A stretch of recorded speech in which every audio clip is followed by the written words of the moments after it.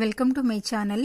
ఈరోజు అమ్మ వంటల రుచిలో ఎంతో రుచికరమైన పచ్చి రొయ్యలు చింతకూర ఏ విధంగా తయారు చేయాలో చూద్దాం. తయారు చేయడానికి కావలసిన పదార్థములు: క్లీన్ చేసి పెట్టుకున్న పచ్చి రొయ్యలు అరకప్పు, చింతకూర తగినంత, తరిగి పెట్టుకున్న ఉల్లిపాయలు 3, తరిగి పెట్టుకున్న పచ్చిమిరపకాయలు 3 లేదా 4, పసుపు చిటికెడు,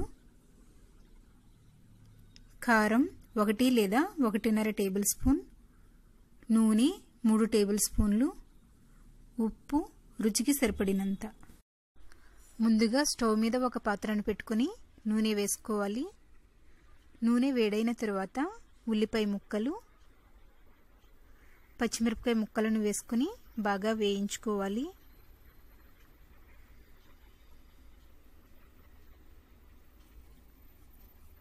ఇవి వేగిన తరువాత చిటికెడు పసుపు వేసి ఒకసారి కలుపుకోవాలి. తరువాత శుభ్రం చేసి పెట్టుకున్నటువంటి పచ్చి రొయ్యలను వేసుకుని కలుపుతూ మీడియం ఫ్లేమ్లో 3 నిమిషాల పాటు వేయించుకోవాలి. వేయించుకున్న తరువాత కారం వేసుకొని రుచికి సరిపడినంత కళ్ళుప్పు వేసుకోవాలి.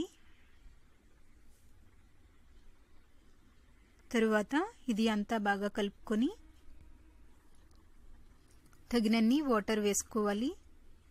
మూత పెట్టుకొని లో ఫ్లేమ్లో 10 నిమిషాల పాటు ఉడికించుకోవాలి. ఇది ఉడికేలోపు చింతకూరను శుభ్రం చేసుకుందాం. ఇందులో ముదురు కాడలు ఏమైనా ఉన్నట్లయితే తీసేసుకోవాలి. ఇలా చూపిస్తున్న విధంగా చింతకూర మొత్తం శుభ్రం చేసుకోవాలి. ఇలా శుభ్రం చేసుకున్న తరువాత కొద్ది కొద్దిగా చింతకూరను తీసుకొని చూపిస్తున్న విధంగా నలుపుకోవాలి. కూరలో వేసుకునే ముందు మాత్రమే చింతకూరను నలుపుకోవాలి, లేదంటే పసరవాసన వస్తుంది. మీకు పులుపుకి ఎంత చింతకూర కావాలో అంత నలుపుకొని వేసుకోండి.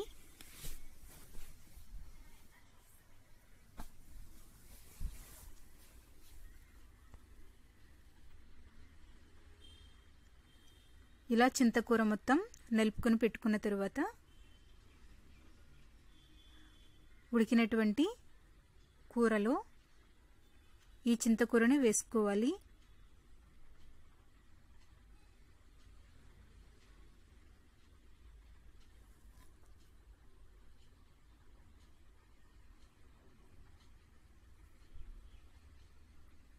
దీనిని ఒకసారి కొద్దిగా కలుపుకొని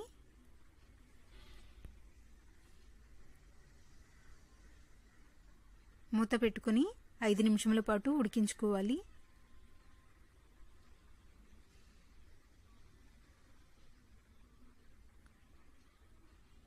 ఐదు నిమిషాలు ఉడికించుకున్న తర్వాత ఇది రెడీ అయ్యింది. స్టవ్ ఆఫ్ చేసుకుని ఒక బౌల్లోకి తీసుకుందాం. ఈస్ట్ గోదావరి స్పెషల్ రెసిపీ చింతకూర పచ్చి రొయ్యల కూర రెడీ అయ్యింది. దీనిని రైస్తో తిన్నట్లయితే చాలా టేస్టీగా ఉంటుంది. మీరు కూడా మీ ఇంట్లో తయారు చేసుకుని ఫీడ్బ్యాక్ పంపించండి. ఈ వీడియో మీకు నచ్చినట్లయితే లైక్ చేయండి, షేర్ చేయండి. మరిన్ని వంటల కోసం నా ఛానల్ని సబ్స్క్రైబ్ చేసుకోండి. Thank you for watching.